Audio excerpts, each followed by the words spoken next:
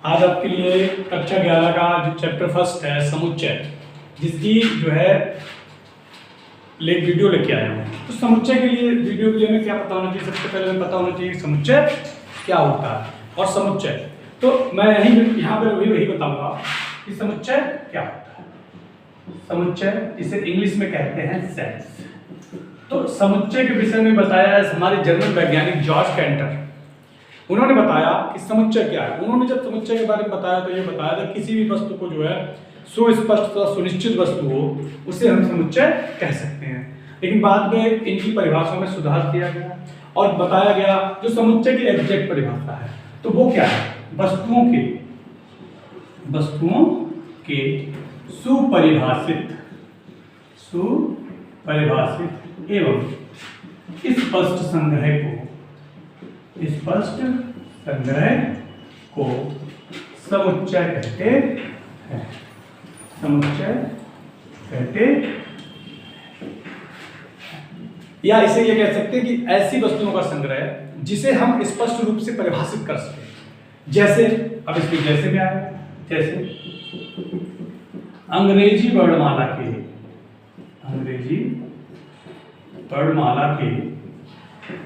स्वरों का संग्रह। क्योंकि अंग्रेजी वर्णमाला में हमारे 5 स्वर होते हैं, ए, ई, आई, ओ, यू। इसका मतलब हम उन्हें परिभाषित कर सकते हैं और उन्हें हम इकट्ठा कर सकते हैं। तो अंग्रेजी वर्णमाला के जो स्वरों का संग्रह है वो हमारा क्या होगा? समुच्चय होगा। इसी तरह से अगर हम मान लें उत्तर प्रदेश के राज्यों का समुच्चय, उत्तर प्रदेश के राज्यों का समुच्चय, ये भी हमारा क्या होगा? उत्तर प्रदेश में जो राज्य हैं उन राज्यों के बारे में हमें पूरी जानकारी है, उसे समुच्चय के रूप में लिख सकते हैं। तो ये भी हमारा क्या होगा? उत्तर प्रदेश के राज्यों का समुच्चय भी हमारा क्या कहलाएगा? संग्रह। वो हमारा क्या कहलाएगा? समुच्चय कहलाएगा। अब आ जाए समुच्चय। समुच्चय को हमेशा प्रेजेंट करते हैं, समुच्चय को सदैव अंग्रेजी के कैपिटल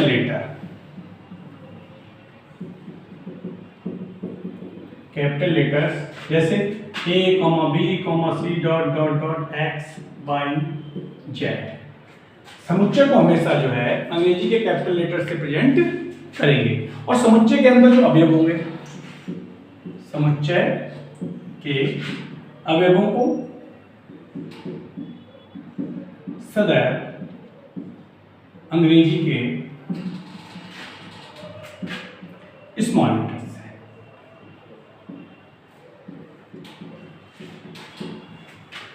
A, B, C,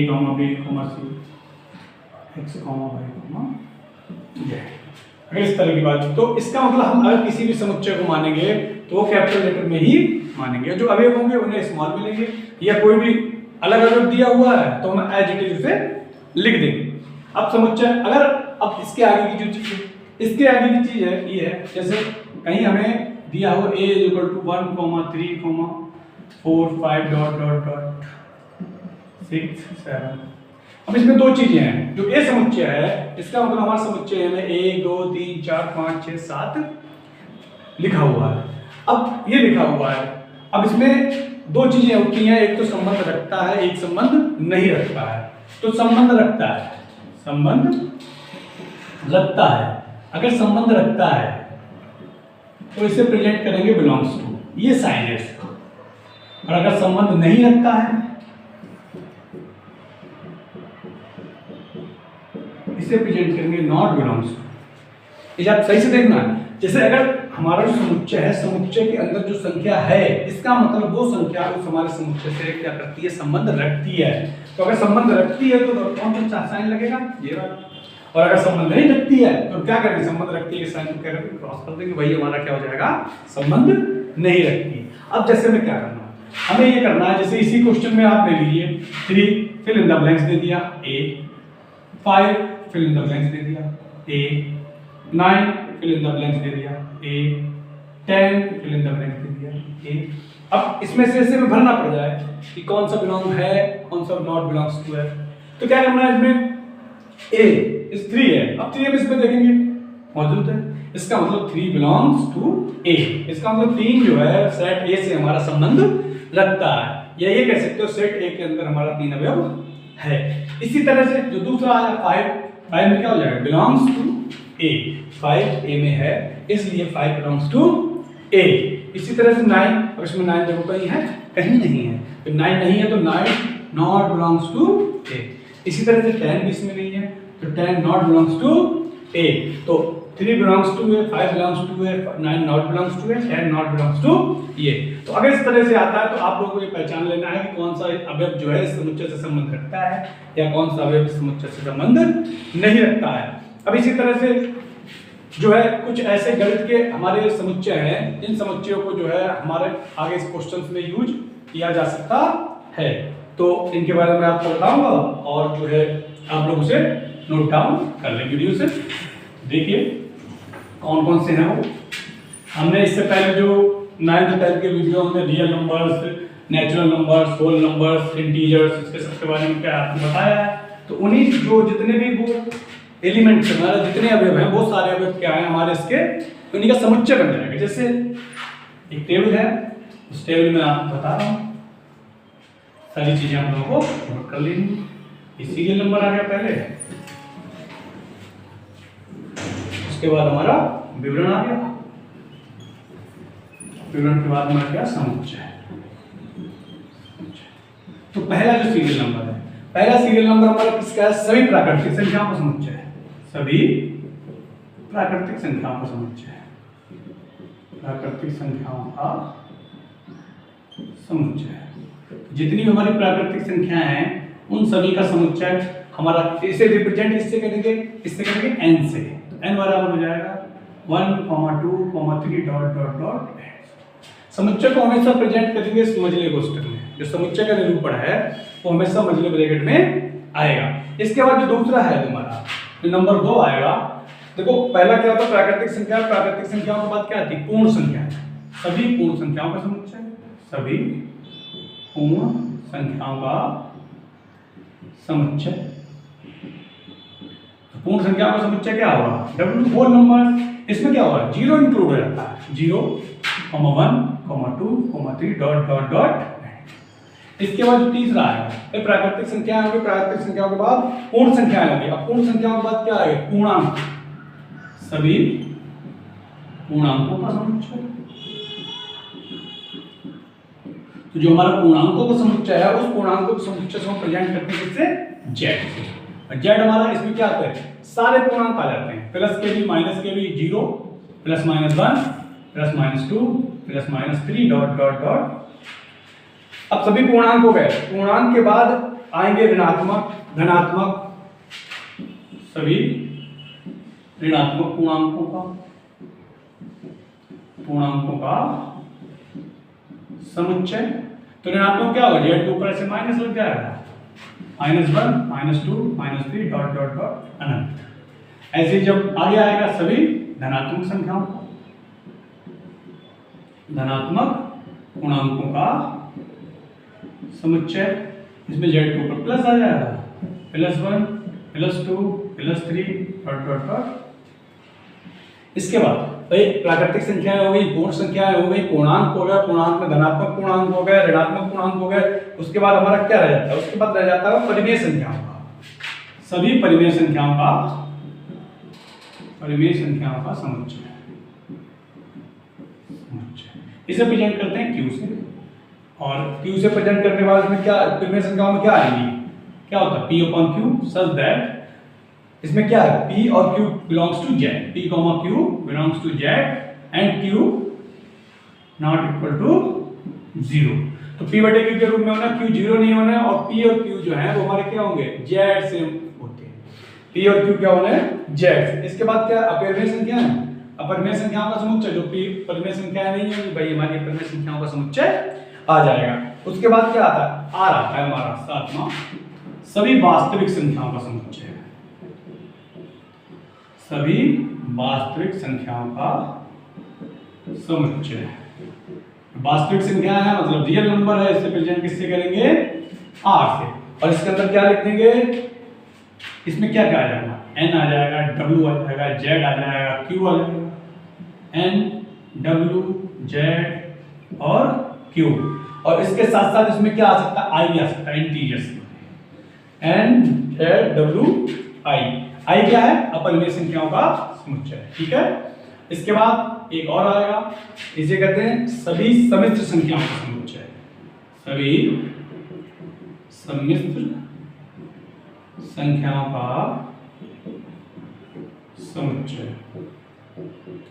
सम्मिश्र संख्याओं के समुच्चय को प्रेजेंट करते हैं C से, और सम्मिश्र संख्याएं जो हमारी होती हैं वो x प्लस आई वाई की फॉर्म में होती हैं, या इसे a प्लस आई वाई के फॉर्म में भी लिख सकते हैं। तो x plus i y such that क्या हो जाएगा, x comma y belongs to r, x comma y belongs to r, r means real number, x y है वो हमारा क्या है, रियल नंबर है, और बिलोंग्स टू r, और y जो है हमारा क्या नहीं होना चाहिए, जीरो नहीं होना चाहिए, क्योंकि अगर y हमारा यहाँ पे जीरो हो जाएगा तो ये सम्मिश्र संख्या नहीं रहेगी, इसमें इमेजिनरी पार्ट क्या हो जाएगा, इसका नहीं रहेगा, सिर्फ इसमें वास्तविक पार्ट रहेगा। जो हमारी सम्मिश्र संख्या होती है उसमें x प्लस आई वाई होता है, जो x रियल पार्ट होता है और y क्या होता है, इमेजिनरी पार्ट होता है। जो i के साथ संख्या होती है वो इमेजिनरी पार्ट होती है। तो ये जो है गणित में हमारे कुछ ऐसे समुच्चय हैं जिन समुच्चयों के बारे में हमें आगे जरूरत पड़ सकती है, जैसे प्राकृतिक संख्याओं का समुच्चय, इसे n से प्रेजेंट करते हैं, ध्यान रखना है। पूर्ण संख्याओं का w से प्रेजेंट करते हैं, और पूर्णांकों का z से प्रेजेंट करते हैं, ऋणात्मक का z माइनस से प्रेजेंट करते हैं, धनात्मक का z प्लस से प्रेजेंट करते हैं, परिमेय संख्याओं का q से प्रेजेंट करते हैं, वास्तविक संख्याओं का r से प्रेजेंट करते हैं, सम्मिश्र संख्याओं का c से प्रेजेंट करते हैं। इसमें अपरिमेय संख्या का मैंने नहीं दिखाया है, सभी अपरिमेय संख्या का उसे i से प्रेजेंट करते हैं, सभी अपरिमेय संख्याओं का समुच्चय इससे प्रेजेंट करते हैं, किससे, i से। ठीक है, अब इसमें लिख क्या सकते हो, i subject q, I subject Q and Q not belongs to Q, मतलब Q जो है परिमेय संख्याओं से बिलोंग नहीं कर रहा, तो मतलब परिमेय संख्याओं को छोड़कर जितनी भी सारी चीजें हैं, सारी संख्याएं, वो सारी कैसी हो जाएंगी, अपरिमेय संख्याएं हो जाएंगी। तो अब सेट हो गया, सेट सभी सुपरिभाषित वस्तुओं का संग्रह हमारा सेट कहलाता है। उसके बाद जो है सेट का जो है ये कौन कौन से हमारे मैथ में जो सेट यूज हो चुके हैं वो सारे सेट्स तो। अब इसके बाद क्या होगा, इसके बाद आप वीडियो को देखते रहिए। अब इसके बाद जो है समुच्चय का निरूपण आएगा, इस समुच्चय को हम कितनी तरीके से निरूपित कर सकते हैं, उसकी विधियां क्या हैं। तो देखिए कैसे आएगा, समुच्चय को निरूपण करने की दो विधियां होती हैं। जो समुच्चय हमारा है, इस समुच्चय को हमेशा क्या करते हैं, हम मझली ब्रैकेट में यूज करते हैं, हमेशा समुच्चय को मझली ब्रैकेट के अंदर लिखेंगे। तो समुच्चय का निरूपण, इसके बाद आएगा समुच्चय का निरूपण या समुच्चय को लिखने की विधियां, लिखने की, समुच्चय को लिखने की विधियां। इसके लिखने की दो विधियां, नंबर 1 और नंबर 2। जो हमारी पहली विधि आती है समुच्चय को लिखने की, जो हमारी पहली विधि है, उस पहली विधि को हम क्या कहते हैं, तालिका, तालिका विधि, तालिका या सारणीबद्ध या रोस्टर विधि, रोस्टर विधि। इंग्लिश में इन विधियों के नाम आप लोग जरूर ध्यान रखें, क्योंकि इससे आगे जैसे भी आपके जैसे जैसे क्लास आगे जाएगा वैसे वैसे आपको इंग्लिश की ज्यादा जरूरत पड़ेगी। तो इसे इंग्लिश में क्या कहते हैं, टेबुलर, कॉमा सारणीबद्ध। सारणीबद्ध को इंग्लिश में हम क्या कह सकते हैं, लिस्टिंग, लिस्टिंग और रोस्टर, रोस्टर मेथड। ये पहली विधि है समुच्चय को लिखने की, इसे तालिका विधि कहते हैं या सारणीबद्ध विधि कहते हैं या रोस्टर विधि कहते हैं। तालिका, टेबुलर और सारणीबद्ध, लिस्टिंग और रोस्टर मेथड, ये पहली विधि है। जो दूसरी विधि है, दूसरी विधि है हमारी गुण विधि, गुण विधि या इसे कहते हैं समुच्चय निर्माण विधि, समुच्चय निर्माण विधि। इसे क्या कहते हैं, इसे इंग्लिश में कहते हैं प्रॉपर्टी मेथड और सेट गुण। गुण विधि का मतलब प्रॉपर्टी मेथड और समुच्चय निर्माण, सेट निर्माण का मतलब बिल्डर मेथड। तो दो विधियां हैं, पहली विधि हमारी टेबुलर, लिस्टिंग और रोस्टर मेथड, दूसरी विधि है हमारी प्रॉपर्टी मेथड और सेट बिल्डर मेथड। इन दोनों तरीकों से लिखना आप लोगों को आना चाहिए। इसलिए आना चाहिए क्योंकि बहुत ज़्यादा इंपॉर्टेंट रोल है। अगर आपको सेट पढ़ना है, इस सेट के बारे में जितनी भी थ्योरी पढ़नी है उस सारी थ्योरी के लिए आप लोगों को इन दोनों तरीकों को लिखना सही से आना चाहिए। तो पहली विधि है हमारी तालिका विधि है। तो इस तालिका विधि में क्या है? तालिका विधि में क्या होता है?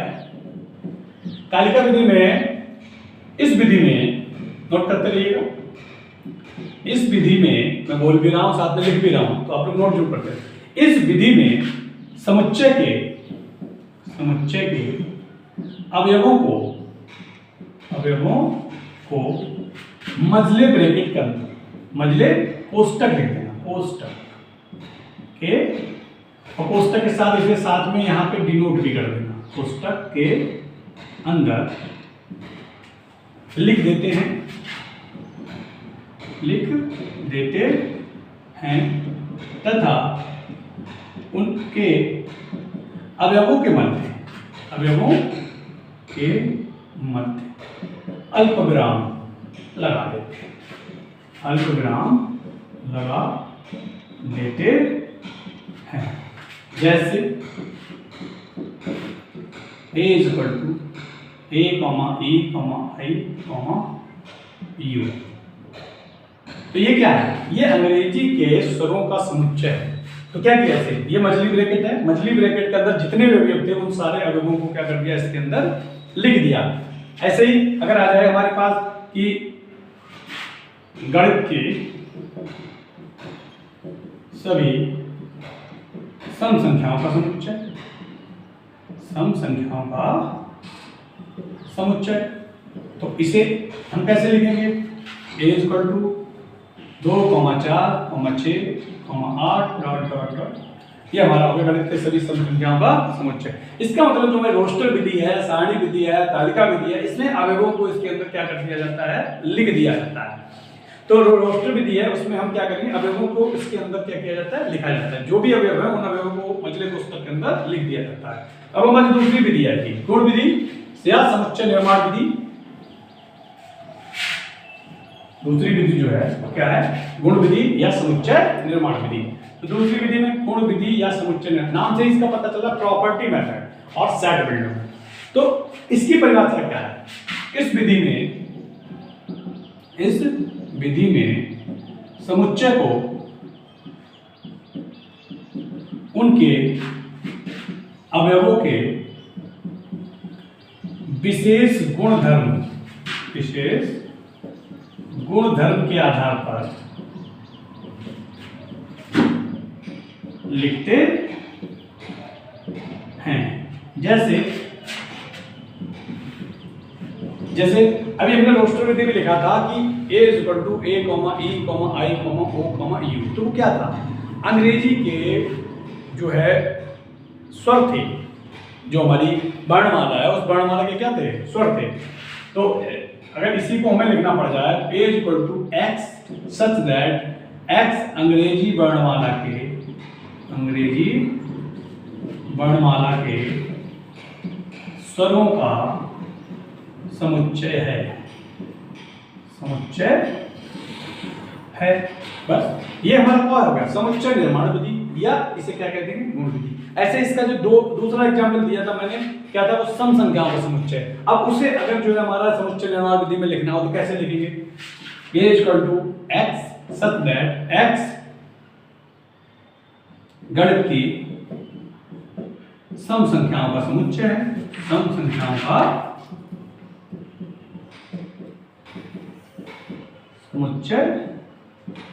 है। तो ये चीज हमारी क्या आ गई? ये हमारी समुच्चय लिखने की विधियां, समुच्चय निर्माण की विधियां आ गई। दो मेथड थे इसके, पहला तालिका विधि था, दूसरा क्या था हमारा? गुण विधि थी, ऐसे समुच्चय निर्माण विधि भी कहते हैं। अब इन दोनों विधियों को लिखने के बाद हमारी एक्सरसाइज स्टार्ट होगी। अब एक्सरसाइज जो स्टार्ट होगी उसमें जो हमारा पहला क्वेश्चन है वो हमारा ये है कि कैसे हम पहचानेंगे कि ये समुच्चय है या नहीं है। तो ये जब एक्सरसाइज अगले पार्ट में आएगा उस पार्ट में मैं आप लोगों को बताऊंगा। तो फिर से एक बार हल्का सा रिपीट करूंगा। समुच्चय के बारे में कि समुच्चय क्या होता है। जो समुच्चय जो है वस्तुओं के सुपरिभाषित संग्रह को समुच्चय कहते हैं। सुपरिभाषित मतलब जो भी वस्तु हम लें उस वस्तु को हम सही से परिभाषित कर सकेंगी, हम पहचान सकेंगे उसकी हमारी परिभाषा क्या है, उस हिसाब से हम उसे क्या कर सकें, इकट्ठा कर सकें। भाई जब हम पहचान ही नहीं पाएंगे तो हम उसे इकट्ठा कैसे कर लेंगे। जैसे अब अभी तक मैंने सारे एग्जाम्पल आपको दिए जो सेट के थे, एक भी एग्जाम्पल ऐसा नहीं आया जो सेट का नहीं था। अब जैसे एक एग्जाम्पल आप लो कि हिंदी में प्रतिभाशाली लेखकों का समुच्चय कैसे निकाल दो। प्रतिभा किस हिसाब से आप आकलन करेंगे। प्रतिभा के आकलन का कोई मानक नहीं दिया है। जब मानक नहीं दिया है इसका मतलब वो सुपरिभाषित नहीं रह गया। जब सुपरिभाषित नहीं रह गया तो वो हमारा सेट भी नहीं होगा। इसी तरह से विश्व के सर्वश्रेष्ठ 11 बल्लेबाजों का समुच्चय। अरे विश्व के सर्वश्रेष्ठ 11 बल्लेबाजों का समुच्चय हम कैसे निकालेंगे, कैसे हमें पता चल जाएगा कि ये जो है हमें सर्वश्रेष्ठ किस आधार पर सेलेक्ट करने हैं। उनके बल्लेबाजी के एवरेज के आधार पर, या उनके रनों के आधार पर, या उनके स्ट्राइक रेट के आधार पर, या उनके औसत के आधार पर। अगर इस तरह की कोई चीज नहीं दी हुई है तो इसका मतलब वो सुपरिभाषित नहीं रह गया। अगर उसमें ये कह देगी कि विश्व के सर्वश्रेष्ठ 11 बल्लेबाजों का उनके औसत के आधार पर चयन कीजिए तो आप कर लेंगे। ऊपर के 10-11 बल्लेबाज जो है जिनका औसत सबसे अच्छा होगा वो हम चयन कर लेंगे, तो वो सुपरिभाषित में आ जाएगा। लेकिन अगर आपने ऐसे दे दिया है विश्व के सर्वश्रेष्ठ 11 बल्लेबाजों का संग्रह तो वो सुपरिभाषित नहीं रहा, इसका मतलब वो सेट नहीं होगा। तो पहली चीज यही थी, हमें सेट पहचानना था, सेट क्या है, सेट और सेट के बारे में कैसे लिखा। उसके बाद जो दूसरी चीज आई थी वो हमारी आई थी जो गणित में कुछ हमारे सेट हैं जो नॉर्मली यूज होते हैं, जिन्हें हम डिफाइन जैसे रियल नंबर है, उसमें अब लिखा नहीं जाएगा बार बार रियल नंबर का सेट है, लिख दिया जाएगा x बिलोंग्स टू r। तो r आपको पता होना चाहिए कि जो है r रियल नंबर है। ये सारी चीजों की जानकारी आपको होनी चाहिए। x बिलोंग टू n, इसका मतलब जो हमारा है n क्या है, नेचुरल नंबर है, 1 से लेकर अनंत तक संख्या है, तो वहां पे n लिखा होगा, संख्याएं नहीं लिखी होंगी। तो आपको पता होना चाहिए नेचुरल नंबर क्या है, होल नंबर क्या है, जेड क्या है, ये सारी चीजें आपको, इसीलिए मैंने आपको अभी नोट डाउन करा दी। वो सारे जो है सेट है वो आप बिल्कुल तैयार कर लें। इसके बाद जो तीसरी चीज आई है कि हम समुच्चय को लिखेंगे तो लिखेंगे कैसे। सबसे ज्यादा इंपॉर्टेंट चीज यही है कि समुच्चय के निर्माण की दोनों विधियां आप लोगों को लिखनी आनी चाहिए। पहली है तालिका सारणीबद्ध या रोस्टर विधि, इसे टेबुलर लिस्टिंग और रोस्टर मेथड भी कहते हैं। और दूसरी विधि जो है हमारी गुण विधि है या इसे समुच्चय निर्माण विधि, प्रॉपर्टी मेथड और सेट बिल्डर मेथड। जो पहली हमारी विधि है जो टेबुलर लिस्टिंग और रोस्टर मेथड है, इसमें क्या है, इसकी जो परिभाषा भी लिखाई हुई है, तो इस परिभाषा में ये है कि इसमें समुच्चय के अवयवों को लिखते हैं इसके अंदर मजली ब्रैकेट के अंदर, और अवयवों को हमेशा स्मॉल से रिप्रेजेंट करते हैं। दूसरा है गुण विधि या समुच्चय निर्माण विधि। इसमें क्या है, हमारा जो आधार है, गुण है अवयवों का, उस गुण को लिखते हैं। हम इसमें अवयव नहीं लिखेंगे, हम लिखेंगे उस समुच्चय का गुण। जैसे ए ई आई ओ यू वो हमारा क्या था, स्वर थे, और ये क्या है, ये उनका गुण है, मैंने लिख दिया है अंग्रेजी वर्णमाला के। तो अगर गुण के रूप में लिखा है तो वो गुण विधि होगी या समुच्चय निर्माण विधि होगी, और अगर अवयव लिखे हुए हैं तो वो हमारा क्या होगा, तालिका विधि होगी, सारणीबद्ध विधि होगी या रोस्टर विधि होगी। तो ये जो है हमारा सेट की जो पहली एक्सरसाइज है उस पहली एक्सरसाइज के लिए इंट्रोडक्शन था। इसके बाद जो एक्सरसाइज आएगी वो इसके बाद एक्सरसाइज इसके भाग 2 में आएगी।